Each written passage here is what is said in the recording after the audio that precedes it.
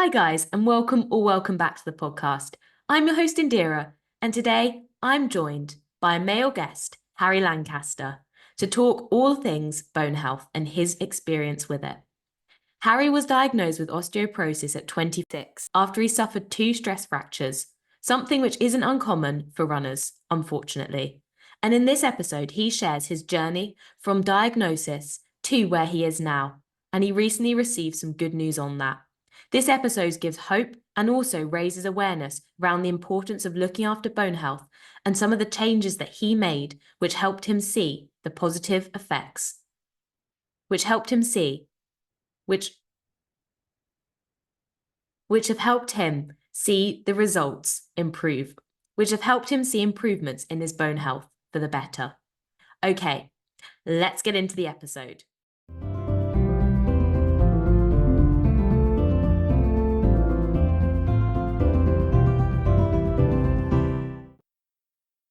Hi, Harry, how are you? And welcome to the podcast. Hello, I'm doing great, thank you, and thank you very much for having me on. Yeah, no, it's going to be a good episode, and I think you've got a lot of value to share, and yeah, should be an inspiring one. So, no, thank you. And how's your morning been? Have you been up to much so far? Yeah, so I've got a race tomorrow, I've got a half marathon, so I just had a shakeout run this morning at Park Run, and then yeah, all going well, we'll have a good half marathon tomorrow, so that's the plan. Nice. Which half are you doing? It's just a local one. I live in Cumbria in the Lake District, so it's Carlisle half marathon.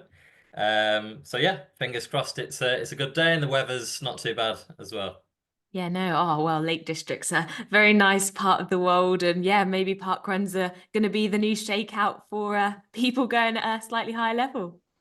Well, yeah, why not? I mean, we'll get on to Park Run, but I love Park Run, just the social aspect. Obviously, you can push yourself as much as you want, and yeah, I'm there pretty much every week. So yeah, really enjoy it. I mean, yeah, love might be an understatement, judging by your power of 10, I've never seen such a high park run ratio, but it's a great a great event. So no, that's all Yeah. good. And yeah, so this episode, obviously male guest today, bit different, but Harry's got quite a unique story in that he kind of was diagnosed with osteoporosis, and that's something that he's done a lot of work with, and he's worked on it, taken a lot of action, and he's actually, well, recently, do you wanna share the exciting news? Yeah, I mean, yeah, recently it's been really good to be fair. I had we'll get onto it in more detail, but I had my retest DEXA scan last week, London, and it did show that I'd reversed my osteoporosis into osteopenia. So yeah, I couldn't really ask for it anymore, and it shows we're heading in the right direction. Yeah, no, well, that's really great to hear. And yeah, this hopefully will be a really useful episode for anyone who's maybe in a similar position or experienced something similar, or just in general, it's really good to have an awareness of some of the impacts that, for example, red S can lead to decreased bone density and yeah, understand some of the challenges that can come along with that. So, first things first, let's start with, your journey. How did you get into running? Yeah, so I've been active my kind of whole life with different sports. As a kid, I played football, rugby, tennis, then went on to do like boxing at university. So I've always been kind of pretty active. And it was only at university, I started university in 2018, that I kind of got into running a little bit more. And even at university, to be fair, I wasn't super consistent. I wasn't doing any kind of silly mileage. I'm still not now, to be fair, but nothing crazy at all. And then kind of in the years after uni, it's when I've kind of really kind of put a lot more time into training, but also kind of on the social media and business front too. But yeah, I'd say I've been active my whole life, but running for, what, 4 or 5 years properly. Yeah. Yeah, no, that's really great to hear. And I guess then for you, it sounds like it was more of a gradual entry point into the whole running scene. Was there anything in particular that kind of got you taking it a bit more seriously or getting a bit more into it post uni? Um, I'm not sure if there's anything specific post uni. Park run was the thing that got me into running originally, like in 2014. My mate eventually got me to come, and I've kind of gone ever since. But after uni, I guess, generally after uni, you don't have as much access to clubs, depending on where you live and stuff and sport. So running is obviously brilliant in the fact you can do it, whenever you want, by yourself if you want. So I do live in a fairly remote part of the world up in Cumbria. So for me, running's kind of like the perfect sport. So I guess that's the reason. And I'm certainly not an elite runner, but I got to a decent level. And I've just kind of pushed on since there, really. Yeah, no, definitely. I mean, you've got some good times down to your name and stuff. So for sure, you've definitely, yeah, had a good run with it so far. And before we kind of crack on with things, then for you, how would you describe yourself as an athlete currently? Yeah, that's a tricky question to be fair. I'd say I'm kind of laid back, but also determined as well. Like I don't put absolutely everything on results and stuff. I genuinely just enjoy getting out regularly and taking part in training, but also races. I love to do well. I love to run well, but if I don't, I still very much enjoy the experience. So I guess you describe me as um, a semi-competitive runner, I guess, but I don't really know what category to put me in. But yeah, I just enjoy the sport really. Nice. Well, that's the most important part. And I love that semi-competitive. I mean, is it possible to be semi-competitive? No, I think that's great. And for you, what's the best piece of advice you've received and why? I think when I was growing up, a few people just said to me, just don't give up. And obviously, in the last year, when things have gone a bit negative, let's say, that's obviously been quite important. So I know it's very simple. I know it's just three words, but I think there's a lot to be said for that. A lot of people obviously go through different injury spells and issues with running, unfortunately. So yeah, I think if I could share anything, it'd be just don't give up. Yeah, no, I mean, such great advice there. And for sure, it kind of is just about riding out those highs and lows often in life. And sometimes the lows can be quite strung out, but at the end of every low comes a high eventually, or it should do anyway. And then Hmm. for you, what are three things that you value the most for kind of, a successful, happy life overall? That's a deep question, that one. Three things that I value the most. I think connections with people are important. I think if you've got a good kind of circle, I don't like the word circle's a bit cliche, but I mean, yeah, a good group of people around you, whether it's family, friends, or people you train with, I think it makes a big difference because obviously they could be there for the high points, but also the low points too. So I think if you've got a good circle, I think it can make a good difference. I think having some personal goals, whether that is in work or relationships or fitness or whatever it might be, I think that gives you a sense of purpose and drive and ambition. And if you can do that, that can make a really big difference to your outlook as well. And obviously, we're here mainly talking about running. I think if you are active as a person, it is generally going to make you feel better. Whether it is running, whether it is sport, whether it's gym, generally you're going to feel mentally a lot better and generally physically you're going to be a lot better as well. So yeah, hopefully I've answered that okay. Yeah, no, definitely for sure. And be interesting to see how some of those values may be held true during the more difficult time when you're navigating that initial osteoporosis diagnosis potentially. And I guess then for you, do you want to walk us through how it kind of ramped up and how you got to the point of, ending up with that diagnosis? Yeah, so yeah, last year to sum up wasn't great on the running front. At the very start of the year, I got my first fracture of two last year, and that was in the superior pubic ramus, which is like in the hip kind of area. And that was on the 1st of January. So not the best way to start the year. Um, No.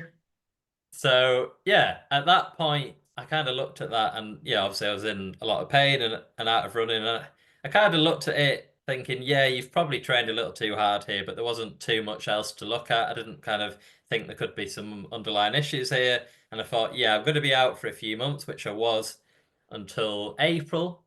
And then I'll hopefully be able to get back to it and just build it up gradually. Unfortunately, I did come back in April and then got to May and I got another fracture in a different location, which this time was a sacral fracture, which seems to be unfortunately quite common for a lot of runners. So yeah, I got that on, at the start of May.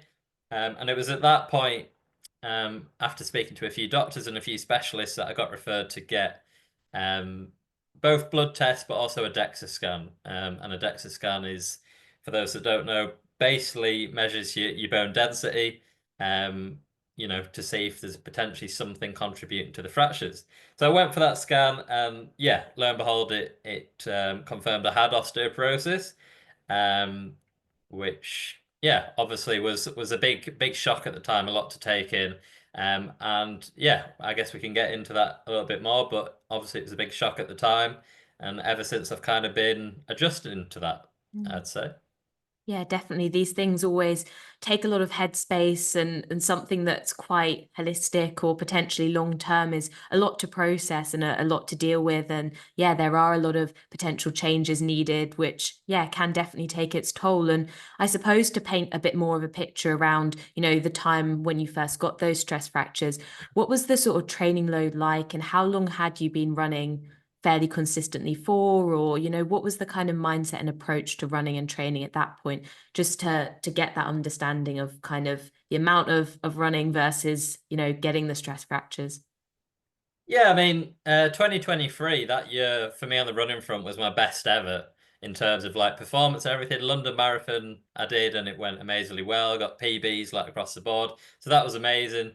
And then coming to the end of the year, things were still going well, still running really quick. I probably pushed it a little too far on the intensity front. Probably did maybe one or two more sessions than I should have done. It wasn't anything silly. You can look back at my training at that time and nothing stands out, but there was maybe a little too much intensity if I'm being super critical. Mileage wasn't anything silly as well, but it was, I'd say I averaged at that time maybe 80, 90K. So yeah, it's high mileage, but nothing crazy. Obviously we'll get on to reasons why I got the fracture, but there's various elements, including nutrition, strength, even sleep, etc. But yeah, if I was being critical, it's probably a little too much intensity before that January fracture. Then the May one, perhaps coming back a little too soon. But again, I didn't know I had kind of osteoporosis, Mhm. so that would have affected things too. So yeah, training was hard. There was a bit too much intensity, but I wouldn't say it was anything, unhealthy per se. Um, yeah, it just kind of happened, unfortunately. Yeah, no, I guess, that makes sense. If bone density is low, then relatively less effort or training load would be required to kind of tip that balance. And yeah, Mm. you said it being a great year for you running wise. It was a 2:27 in the marathon, which is, a very quick time. So I'm sure you were very much on quite high at that point. And yeah, I suppose, do you want to walk us through kind of when you did get that diagnosis, what kind of unfolded after that for you? Yeah, so as I said, I got the second fracture in May, and then I got the diagnosis in June from the DEXA scan. And yeah, like I'd like to think I'm pretty emotionally like kind of stable and strong, but obviously that was a massive shock. The person that kind of spoke to me first was like, you're not going to be running for a very long time. It was very negative. There wasn't much like you might be able to recover from this. Someone else went on to say you're probably not going to run again. Like it was all very negative and very a lot to take in, as you can imagine, for someone that's been active the whole kind of life. I actually ended up booking a holiday the week later because I was just like, I need to get out of the country, take a break. So I went abroad just to kind of process my thoughts. But yeah, it was a lot to take in. Um, but yeah, in those first few weeks, for me, it was all about research and just absolutely going for it in terms of find as much articles, as much kind of YouTube content, as much specialists, people that have um, had it as well that had reached out, and just learn as much as I could to ultimately give me some hope. Um, so yeah, that's what I did. Yeah, well, I mean, whatever gets you through a tough time, and it sounds like you were fairly proactive in kind of dealing with it and using maybe some of that mental energy to do something productive and positive. And I suppose that aligns with kind of having those goals, like you mentioned earlier on. And I guess then for you, that process of getting that diagnosis going through kind of all those referrals, seeing all those different people. Do you think that that's something that would have kind of happened, or you would have got referred naturally if you weren't running and kind of ended up with a stress fracture that way? It's a good question because ultimately I don't think. I'd like to think I wouldn't get a stress fracture Mm. unless I'm doing some kind of sport or activity. I mean, perhaps I could have, I could have been on holiday doing, jumping in the sea or whatever and got a fracture. That you just never know, right? But I think, yeah, if I wasn't running, I might have just never known at all. Mm. So yeah, it's a really interesting question. In a way, in a weird kind of way, I'm kind of happy that I did that I'd know, obviously, because if I'd kept going and the osteoporosis had just been getting worse without my knowledge, and even if I'd been performing well, I'd much rather be, healthy body, etc., than Mm. getting a PB. So yeah, it's a fine balance, but I guess yeah, I'm glad I'm aware of it now. Yeah, for sure. I guess, potentially being able to have uncovered it now and take action against it might have been of benefit than I guess if things had continued on its own. I don't know what the sort of reversibility timescales are like with something like this. And I mean, yeah, the NHS defines osteoporosis as a health condition that weakens bones, making them fragile, more likely to break, and says it develops slowly over several years and is like in your instance often only diagnosed after a sudden fall or impact or something like that. Is there anything additional that you want to add kind of on that? Yeah, I mean, the first thing I'd say is obviously, well, maybe not obviously, most of the research on osteoporosis is done on people that are kind of into the 50s, 60s, 70s. It is really rare for people kind of in my age group and gender to get it, which is, I think, an important message to share that even if it is rare, you can absolutely get it, unfortunately. So yeah, when I was first kind of researching it, it was quite hard to find positive stories, to be honest, and stories that I could relate to because one, in terms of reversibility, that's a quite a controversial topic in itself. If you dig into it, some people and specialists just flat out say it's not reversible, which obviously I'd like to think I've just proved it is. But then there are people that say you absolutely can. And these are the methods you can do. And then there's the whole medication debate as well. Obviously, I'm no doctor, but I've gone down a route of no medication, and obviously, I hope to stay on that route as long as possible. But a lot of people that get it are told to go on medication, perhaps rightly or wrongly at the time. And yeah, it's such a complex topic. There's so many different avenues you can go down. Um, yeah.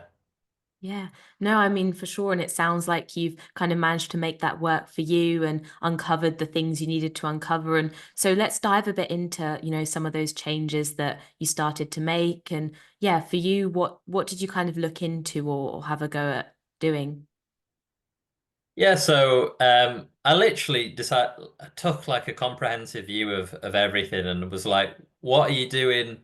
What are you doing that's potentially contributing to this? And it included, training volume, nutrition, strength, sleep, plyometrics, footwear, literally everything across the board to what can you do better and what can you do to hopefully reverse this? So, I mean, I won't obviously go into detail on absolutely everything, but a big one for me was strength work. I'll be honest, I just haven't done strength work for at all until the last kind of year. Um, I kind of did it at uni with boxing, but it was all kind of body weight stuff. But yeah, strength work's a big one for me. Getting to the gym. I've always kind of been just not a lover of the gym. I don't get much enjoyment from it. I find it a bit boring, but I do understand its importance, both for daily life and running. So yeah, that's been a huge change for me. Getting to the gym, getting a coach that sets me kind of a rough plan, and just lifting ultimately fairly heavy. Not heavy in the grand scheme of things, but for me, pretty heavy. So that's been a huge thing. On the nutrition front, that's been huge as well. I'd say just quick again, you can dive into this really with a lot of detail, but a few big changes for me have been generally a big increase in calories. So I'd say roughly I'm consuming, again, I don't track my calories, so this is very rough, but I'd say between 700 and 900 calories extra most days than I was. Um, there's a lot of research into having good energy availability, and we can get onto reds and stuff like that, will impact your bone health as well. So that's been a big one for me, and specifically carbs. Um, Historically, I've always been low carbs, and the reason for that wasn't anything other than I just felt pretty good on it. Um, and what I've come to learn after speaking to a variety of nutritionists is even if I feel good, and my running was good, and everything was going well, actually it's not, it's not ideal when you come to running. And that might sound obvious to some people, but at the end of the day, I was running well, setting PBs, and this was on low carb. But I have changed that now, so pretty much most meals now, are quite high in carbs, hence the increase in calories as well. So, yeah, nutrition I could talk about all day. There's so many different aspects, but I'll keep it at that for now. Yeah, no, for sure. Strength and nutrition sound like they're kind of the key ones there. And for sure, I think bone health and strength training and weights often do get lumped together. And of course, yeah, like you say, nutrition's very, very complicated, but also such an impacting factor there. And I think it's interesting the point you make around, feeling good on maybe a lower carb diet, but actually, the higher carb diet being better for your body overall. And I Hmm. guess then for you, let's start on kind of the strength side of things. You mentioned plyometrics separately to strength. So is there something specific going on with them? And in terms of strength, is there any exercises or areas of focus in particular that you think have added value to increase your bone density? Yeah, no, really good questions. Yeah, so for those that don't know, I'm assuming, most people watching or listening to this do have a general idea of osteoporosis, but if you don't, essentially to improve bone health, you need to load bones. So whether that is through strength training or plyometrics, it's really, really important. Hence why astronauts often have really, really low bone health because they've got no way to load their bones in space. I think they have actually discovered I think they have something now where they can, but they didn't realize that was happening. But anyway, I'm going a bit off topic. But plyometrics are basically a really, really good way to load your bones. So it's nothing complex. It involves basically a lot of hopping, single leg hopping, multi-directional, and both leg hopping as well, multi-directional too. And I'll do that maybe 3, 4 times a week. At one point, I was doing it pretty much every day for a couple of minutes. And I might just do that before a run or while I'm at the gym. And it's just a quick and easy way to impact the bones. And again, none of what I say here is advice, obviously, but this is just what I do. I don't want anyone to start something and get injured from it. But yeah, plyometrics is a really good way to load the bones. And then in terms of strength, there's been quite a few studies over the last few years of, what are the best strength exercises to increase bone density and hopefully reverse osteoporosis. And there was a study where it picked four, and basically these four really, really helped. And I'm going to struggle to remember them now, but one of them was definitely squats. One of them was like jumping from a high box. So it's basically plyometrics, but you're from a higher elevation. Um, what were the other ones? It's going to annoy me now that I can't remember them. But yeah, there were four main strength areas basically. But yeah, squats. Oh yeah, it was overhead press. You can tell I'm a novice in the gym. Overhead press, squats, the plyometrics one, and then there was one other. But basically, that study concluded that it showed an increase in bone density. So I've been trying to kind of copy as much as I can from these studies to help myself. So yeah, mixture of strength training and plyometrics, and I can definitely improve on both of them. But they have made a good difference, yeah.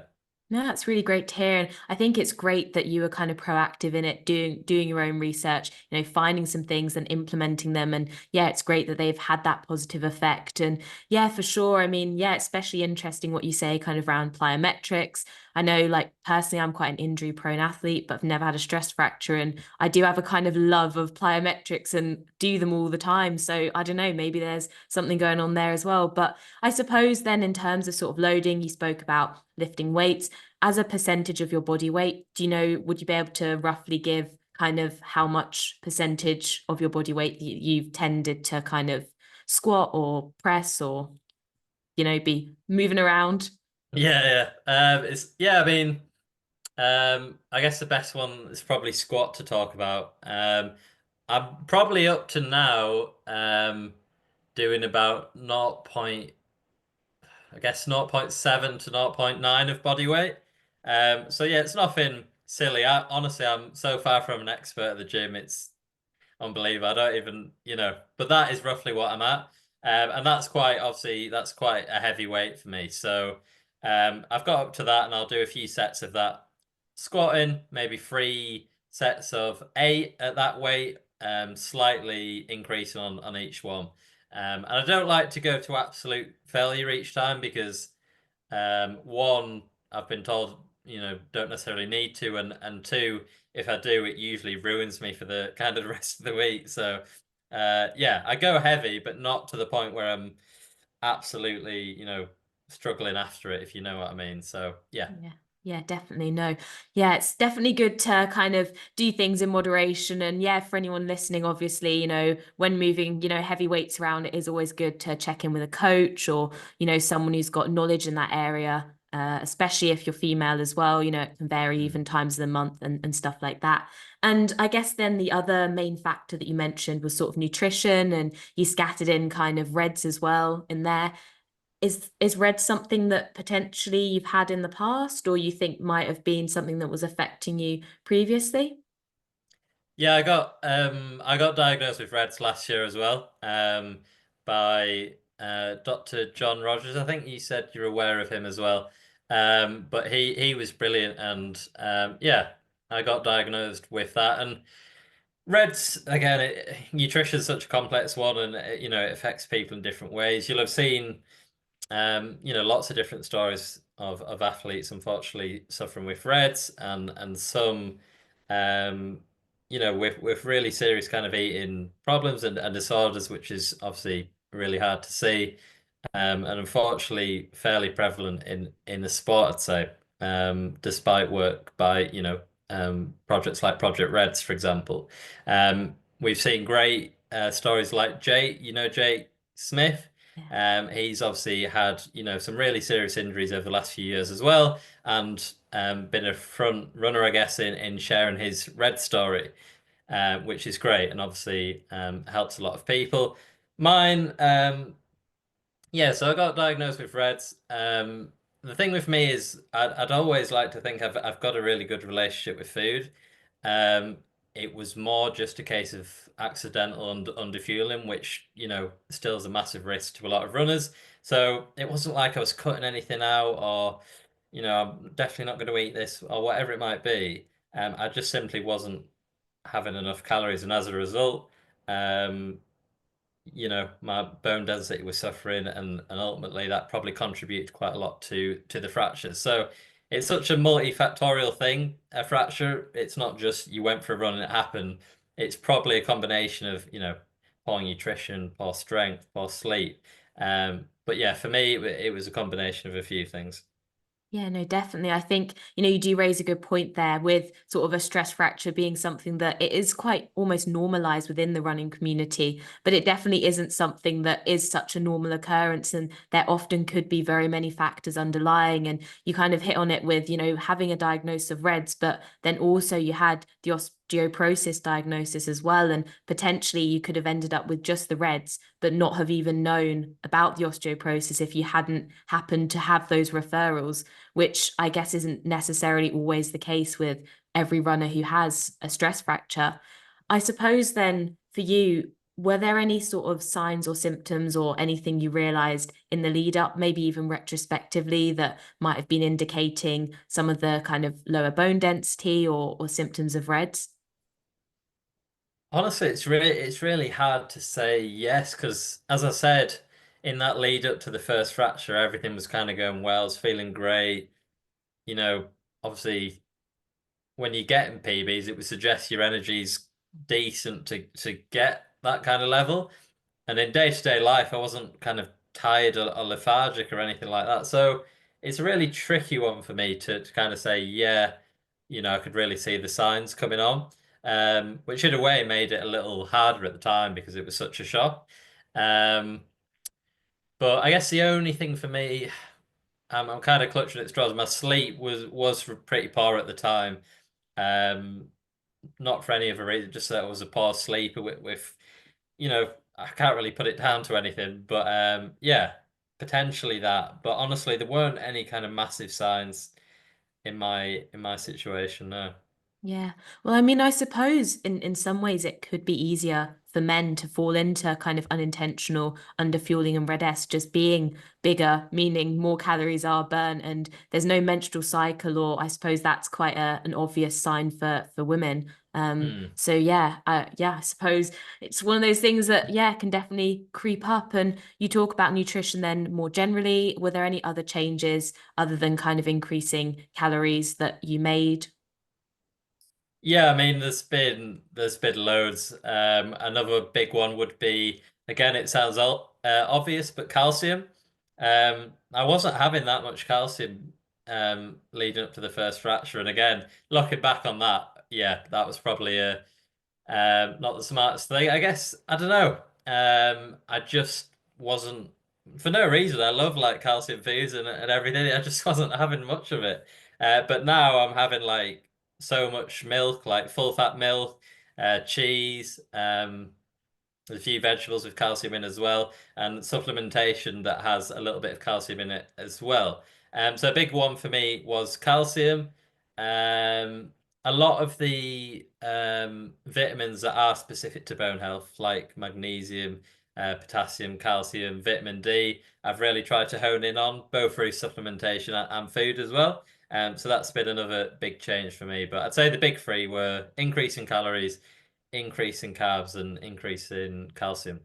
Love that. Three C's, carbs, calcium, and calories. That's Yeah, those exactly. are the Yeah. three to hit.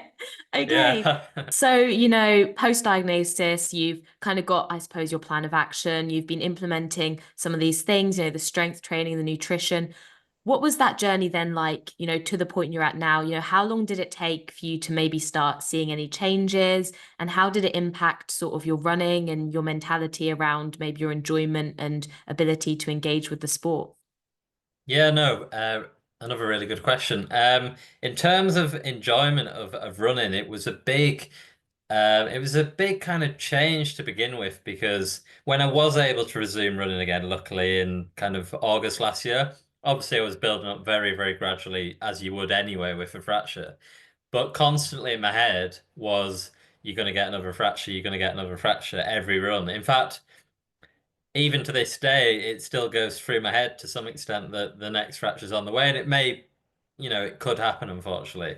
But so in that respect, it's that's been, I guess, a tricky thing to deal with mentally.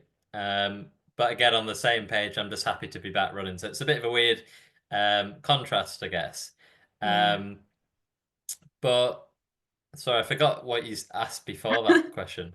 Yeah, no, it happens all the time. It was a Yeah. pretty loaded one. But like firstly, I'll say an uncertainty definitely is kind of a bit of a damper on things, really. It's the not knowing, the not being sure. It's very difficult to deal with that. Hmm. And I guess, yeah, with something like bone related, it's not something you can see or measure. And yeah, that must have been really challenging to have hanging over you. How did you, before we get on to the rest of it, how did you deal with that kind of uncertainty and the mental stress of things?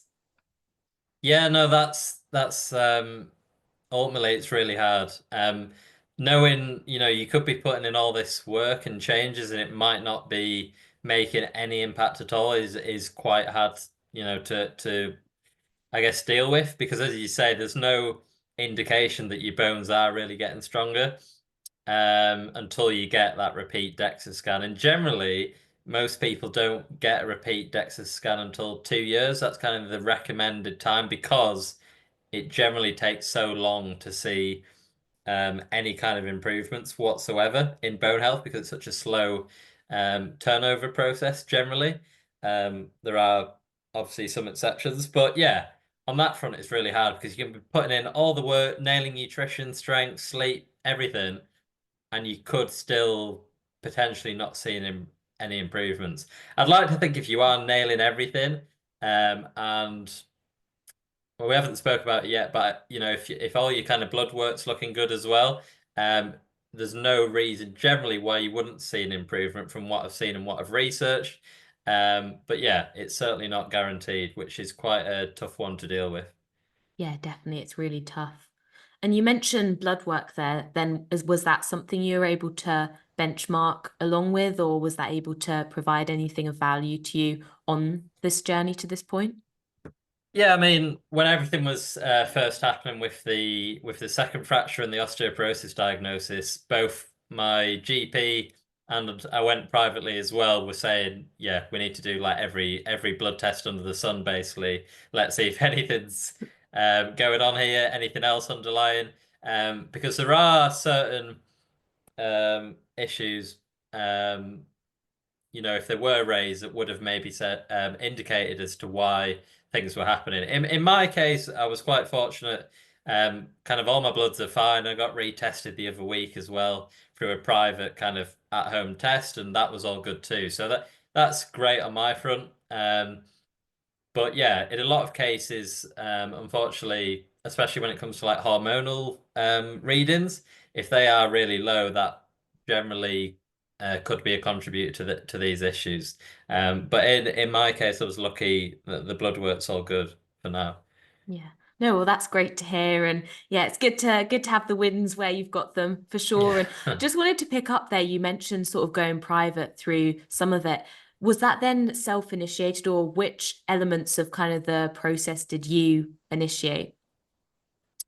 Yeah, so I think most of it to begin with was private, whether it was the scans or getting the osteoporosis diagnosis. I think when I got the osteoporosis diagnosis, um, I basically relayed that to my GP, and then I went in to, you know, go through that process. And I'm still getting kind of appointments to this day. I've got an appointment next month as well. Um, more as I guess a kind of a checkup.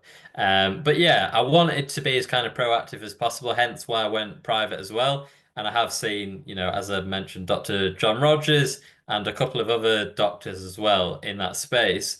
And obviously, it is quite expensive. I wasn't covered by insurance or anything like that, but for me, it's kind of worth it. One, because I needed kind of answers as quick as possible, and two, because a lot of my income kind of relies on being active and fit. So for me, that choice made sense. But I guess it wouldn't make sense for everyone.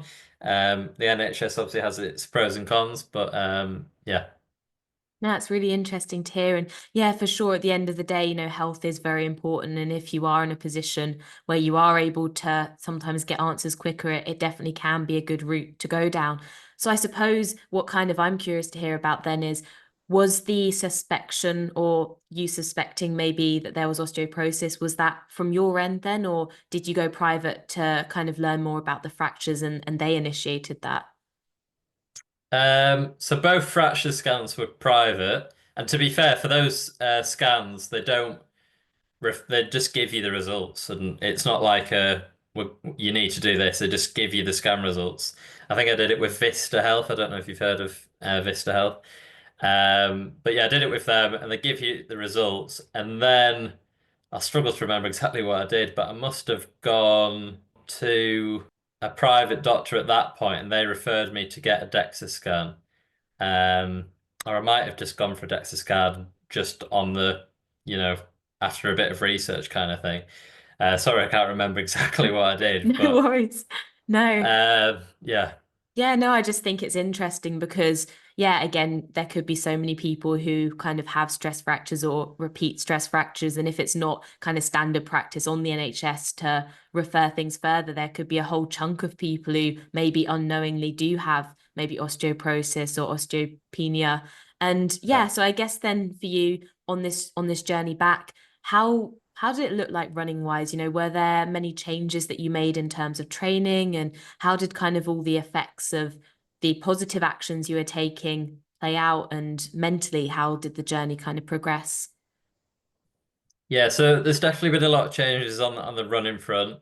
Especially to begin with, a lot of my running was easy running. I didn't do any kind of speed work for kind of months, and um on that front took it really, really easy. A lot of my running has been on softer surfaces as well, to minimize kind of impact, which I know kind of goes against what we're saying. You need impact to load the bones, but again, it's a really complex one. But yeah, a lot of the running has been on softer surfaces. I've prioritized shoes that have more cushioning as well. So just a higher, stack height ultimately, and less kind of minimalist shoes. And I'm in a position where I guess I'm quite fortunate. I do get sent quite a few shoes to test, but I'm kind of being really careful on what I do use, regularly because yeah, that can really contribute to how you run and then, where certain parts of your body are impacted. So, yeah, a lot of easy running, a lot of soft surfaces, footwear's changed. I did take one risk last year, calculated risk, and that was doing Berlin Marathon. And if you had your sensible hat on, I absolutely shouldn't have been doing that. Um, but kind of it was just one of those calculated races. Everything was paid. Obviously, I wasn't going for a time or anything. It was just to get around as a little kind of mini comeback. It was a massive risk, to be honest, and things could have gone wrong. But luckily, I kind of got through it. But yeah, apart from that, it's been very sensible on the running front until kind of I'd say later last year, and I started to integrate some more speed work. I'm still a bit cautious even now on speed work, but yeah, luckily more speed work and my times have somewhat got closer to what they were, which is really exciting, I guess, and I didn't expect to be in that position. So yeah, that's good. Yeah, no, for sure. I mean, yeah, these things take a long time. It can definitely take years to fully recover. And yeah, whilst sensibility should always be the number one priority, sometimes there are other factors which can play into things. And, taking a risk here and there sometimes for other reasons can, weigh out a little bit. And before we get on to kind of the social media side of things and how that kind of plays into everything, you talk about it being complex, kind of that relationship between, strengthening bones, but maybe going for the softer surfaces. Is there anything further that you can kind of add around that? Why is it that softer surfaces might be prioritized there, but, in the gym, you kind of want that impact? Yeah, I feel like a doctor's better explaining this one than me, but I'll do my best. Yeah, so as I said, you do need impact to load your bones. That is like just undeniably true. Um, but the thing with running, which is different to say plyometrics, is running, well, if you're on road at least, which I am, is generally the same motion time and time again. So actually, you're not really stimulating your bones as much as you might think, and because it's the same movement every single step. Whereas plyometrics, obviously, you can do multi-directional, you can do bigger impacts. You're essentially shocking the body. You need to shock your bones and your body to um, to see improvement. I guess that goes for a lot of things in fitness, shock the body. Whereas running is, yeah, road running is pretty repetitive. So that's a really, really simple way of explaining why it's not as beneficial. Um, but yeah, I've probably not done a very good job there. No, I think that gives us what we need to know, just, yeah, the knowledge that you're not going to get bone density increases from running because it's high impact. That's the takeaway message. So, no, it's all good there. And yeah, so for you, of course, you're also very active on social media, got a strong presence on Instagram, got a YouTube. Do you want to shout out your Instagram and YouTube? Yeah, I mean, yeah, Instagram's probably my main one at the moment. Just obviously just my name. But yeah, I mean, I'd love to be active, more active on especially YouTube, to be honest, because I think it's a good way to speak ultimately, isn't it? And a bit more longer form content. But yeah, I've really enjoyed kind of the social media side of things over the last few years and seeing that grow. And had a lot of cool opportunities and met a lot of cool people from it. So yeah, it's been really fun. Yeah, no, that's great to hear. And yeah, good content there, guys. So yeah, be sure to check that out. And I guess then for you, the thing is that you did share your journey, you shared your diagnosis in real time as it happened on social media. For you, how did that process kind of feed into the journey for you? And how did it impact you both maybe positively and negatively? Yeah, I mean, it's an interesting one for me because although I am obviously on social media, I'm naturally really, really private. I don't like sharing a lot of things. So for me to be sharing that, I don't, naturally enjoy doing that. I don't really like, again, it's anti-social, but I don't really like attention. I know that's really weird to say. But at the end of the day, it is kind of, again, a way that I make income. It is my business. And I knew a lot of people were potentially going to be in a similar position, and we could potentially, I guess, give some reassurance. I hope that they weren't the only ones. So there was a bit of a twofold reason, I guess, why, I am so happy to share my story and exactly what's going on. Um, Again, being fairly private, I don't find it natural to do that. But yeah, especially this year, as I've been kind of sharing what I've been doing, I have had a lot of lovely messages of people, in similar positions that have either had a bit of hope or, seen some good results. And that's been really, really reassuring. So yeah, it was hard to do, but I think ultimately, the the kind of positive side of thing is it's helping people, and it helps me as well when people, say positive things or give me maybe some advice too. So yeah, it's a two-way street.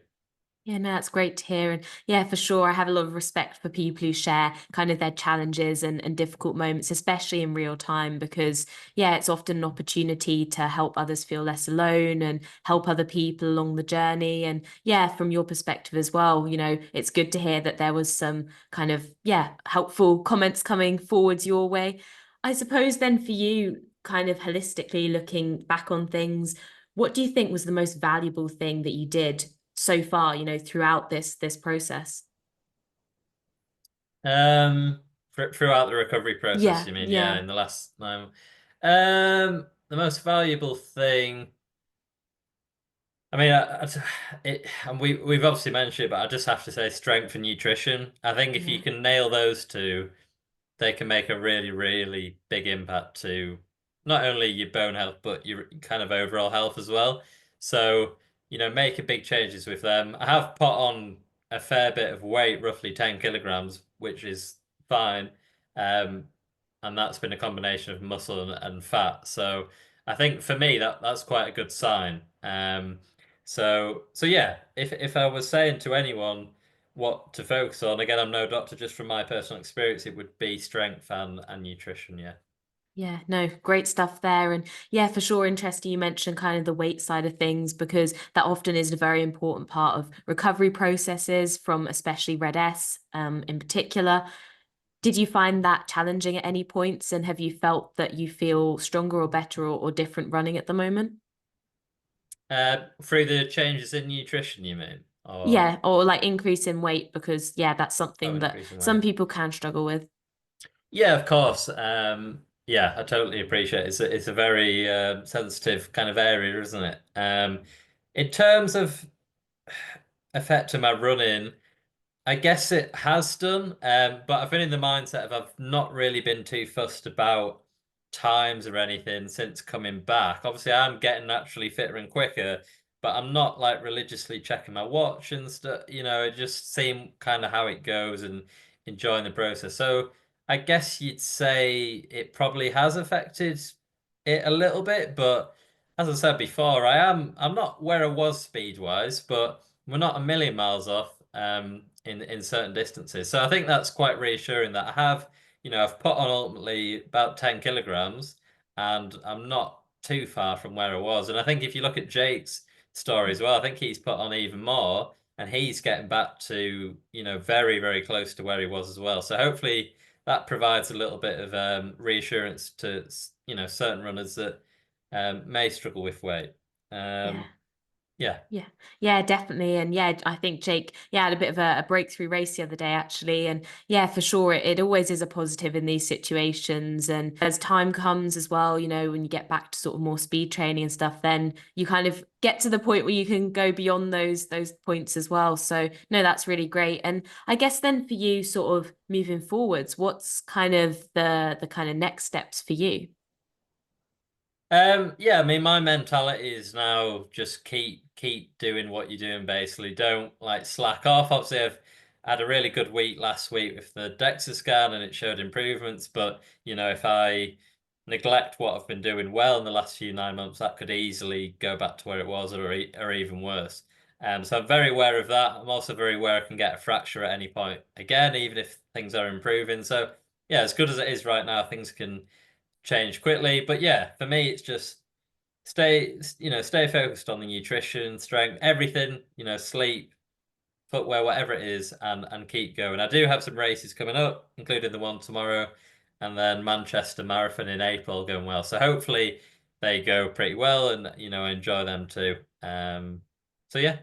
Yeah, no, I mean, it's great. And I think, the fact you're doing sort of these halves and longer events, it shows that it doesn't have to be a limiting factor for sure. And what's your current mindset then? Is there, you spoke about being maybe a little bit of kind of fear of a stress fracture lingering here and there, but yeah, what's kind of the now? Yeah, that's certainly like still in my head most days that it could happen. But honestly, there was a point last year where I didn't think I'd ever run again. I was told that I wouldn't run again. So to even be in this position, I'm very grateful for. So obviously, I don't want to get injured, but if I did, I have to remind myself how lucky I am to have even had these kind of 9 months and hopefully longer. Um, so yeah, it's a tricky mental block, I guess, to get over that it could happen at any point. But yeah, I just remind myself every run how lucky I am to be kind of out and active and, do other sports as well, like tennis as well. And yeah, I just hope it continues, but very wary it can change pretty quickly.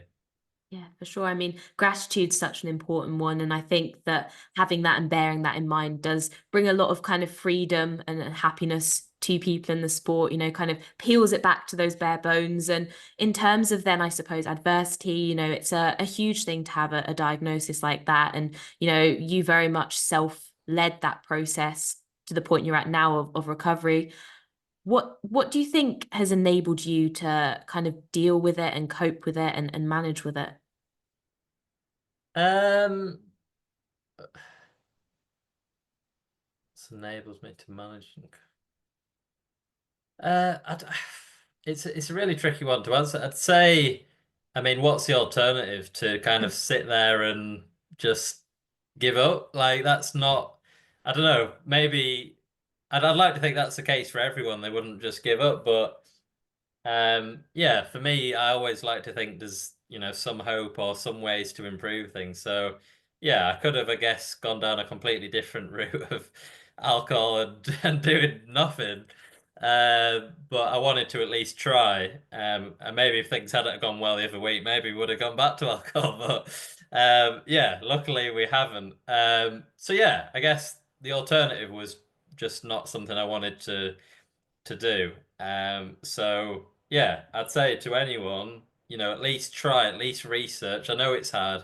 I know getting a fracture is horrendous, and unfortunately, I get a lot of messages with people getting fractures, and I know it's such a tough time, but certainly don't give up, and try and be as pragmatic about it as you can, and potentially look at what you can improve and what you can change, and don't give up.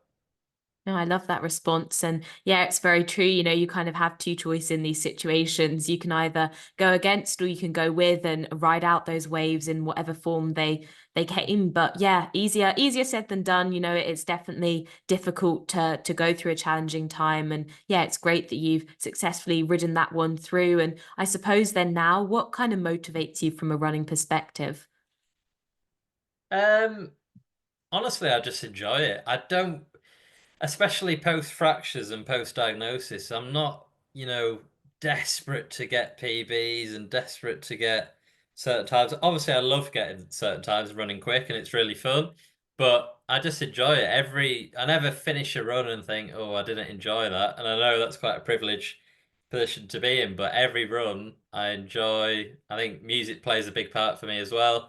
So my mindset is just do it for as long as you can in a safe way. And if races go well and you get good results as well, amazing. But if they don't and you're still injury free, then fine, just kind of get on with it. So yeah, I'd like to think I've got quite a positive outlook. Yeah, for sure. I think that's a great outlook to have. And I guess then in terms of kind of the osteoporosis side of things, now you're on the osteopenia kind of stage. is it possible to then reverse that fully back to kind of regular bone density? Hopefully, yeah. I Yeah. mean, basically these phrases just describe how dense you are. So basically, osteoporosis is but I'm not going to phrase it, just not dense at all. Then osteopenia is not very dense, and then if you get out of osteopenia, it's healthy and normal bone. So in a perfect world, yeah, the dial would keep shifting towards basically the number. There's a scale when you get an osteoporosis diagnosis, and when the number gets closer to -1, that's when you're in a healthy position. Mine are all about 2 at the minute, so still osteopenia, but as I said, from the last test in June last year, it's going in the right direction. So hopefully we keep going. Even if it was to just maintain where it is, that's still, I take that as a positive. But in a perfect world, I'll retest again in 9 months, maybe just before Christmas, little Christmas gift, and hopefully we see some positive results again. Yeah, no, for sure. Hopefully that trajectory will just keep going and it sounds like it should. I suppose then, is there any risk that it could go back the other way, having been there, once before, or is it quite, fixed once you're back, you're back? Yeah, it could absolutely go back to where it was. I'd like to think it wouldn't if I keep up with all the changes and everything as good as I have been. But yeah, I mean, nothing's guaranteed. I could absolutely go back to osteoporosis. I could absolutely get another fracture, and I'm very aware of that. But as I said, I'm trying to be proactive in making sure that doesn't happen. I'm fortunate in the sense that I'm relatively young, kind of mid-20s. So for me, you know generally the younger you are, the better chance you have of improving your bone density. And by no means, I've seen people reverse their osteoporosis in the 50s and 60s, so certainly don't have to be, but I think generally it will make it a little easier. So hopefully, all going well, we keep going on that trajectory. Yeah. Yeah, no, for sure. That's all really great to hear. And so I guess we're coming to the end of our time now. So some kind of quick fire fun questions to close out with. If you won the lottery, what's the first thing you'd do? If I won the lottery, I'd probably be going to another country, to be fair. Especially the weather up here in winter is pretty rough, so I'd probably be going to another country, probably for a few months. And then I don't know, it's probably a really boring answer. I'd probably put some into like investments, maybe get a bigger house, a, a car, yeah, something like that. Yeah, I love the investment one. Always good to grow it. And what would be the country of choice then for the couple of months off? Um, we always, as a family, we always go to Mallorca have you been to Mallorca? I haven't Or actually. no? There's a really nice place called Porto Pollensa that we go, so I'd probably go there. But I've been lucky to go to quite a few nice places, so um, yeah, probably there. But yeah, maybe Greece or just somewhere warm, somewhere warm. Yeah, definitely. When it's cold, cold, yeah, never good to feel cold. Would you rather feel Hmm. hot or cold as a person? Hot, yeah, hot, Oh, definitely hot. really? Hmm. Okay. To be honest, I'd pick cold. Can't stand the heat. But Oh, really? What, in yeah, like day-to-day life or yeah, I just would always rather be shivering. 100%. maybe you're right actually, because you can just put on more layers and stuff, Yeah. can't you? It's a little easy to deal with. Yeah, maybe I think I just thought sun and I thought, yeah, I'd rather be in a sunny country, but yeah. Yeah, maybe you're right. I don't To know. sleep, it's better with cold as well. Yeah. Oh, yeah, I love my room to be cold when I'm asleep. Yeah. Yeah. What is your favorite hobby to do outside of running? Um, I play a lot of poker. I know that's a bit of a random one. I like darts and I play tennis, so I'd probably say them three. Yeah, I'd say those three nowadays. Yeah, Interesting combination of sports yeah, it's a there. bit random, bit Yeah. random. Okay, Hmm. what's something unexpected or something that surprised you recently? Um, I wouldn't say I really get too shocked anymore. I've seen so much random stuff in the world that I'm kind of immune to. What shocked me? Uh, Honestly, it's such a boring answer, but there really hasn't been much. It's okay. Yeah, yeah. Sorry, I can't think of Yeah, I anything. don't know what I'd actually say to that. So to be Oh, that's fair, good. I thought you were going to yeah. say you had an answer. Oh, Okay, no, that's no, no. good. I do the asking, not the answering. Okay, okay, cool. Is there a meme or reel that's resonated with you recently? Not so much of me, but I would, I'd say for my particular situation, I think looking at stories like Jake's and people in similar positions, that has been, really good help and provided a lot of hope, especially in the early days. So I actually had a call with Jake very early on, and he was brilliant there too. So yeah, to any kind of content that's linked to, situation I've been in, I'd say. I know that's not very upbeat answer, but yeah, that's the truth. Yeah. Yeah, no, no, great answer there. And yeah, Jake's a great guy. So no, that's cool that you were able to sort of speak with him there. And I guess then for you, what's your number one, favorite go-to session or run? I was gonna say park run. That can count. To be fair, that can count. Well, yeah, Yeah, let's go park run. Why not? I've done 270 now, so we'll go park run. Why not? Nice. What's the 300 park runs speciality? I don't know. I might have to do a poll on Instagram, or I'm not sure. Might have to run it backwards or something. But yeah, I'll have to think about I'll look forward to hearing about your backwards run park run then. So, that. no, well, thank you so much for sharing your actually no. And last question before we kind of close off the episode, what's the number one thing that you'd want someone listening to take away from this episode? It'd probably be similar to what I said at the start. Just don't give up. I imagine a few people listening to this are in similar position to me with either diagnosis or fractures, and I totally understand how scary and hard it is, especially at the beginning. But don't give up. Do a lot of research, and be a bit critical of yourself. What can you improve? What can you do? And reach out to people in a similar position, including me, if you want to as well. But yeah, don't give up. Yeah, love that. Don't give up and yeah, put the work in and reach out to people. Yeah, all very important stuff. Well, no, thank you so much, Harry, for coming on and sharing your journey. And yeah, it's great to shed some light on something which, yeah, has got a bit of a positive lining so far. And hopefully everything continues to go in a good positive direction for you. And yeah, best of luck with the half tomorrow. Thank you very much. And yeah, great to be part of the podcast and talk soon. Yeah, no, thank you so much. So that's it for today. Thanks for listening. I hope you enjoyed today's episode. If you did, be sure to rate, subscribe, and leave a review. This really helps to get the content out there. And I want to make this podcast the best possible for you. So go follow Fitter, Faster, Happier on Instagram. That's Fitter, Faster, Happier to leave your questions, comments, and feedback, and for updates and guest requests. All the best for the week ahead, guys. Run happy, live happy, be happy.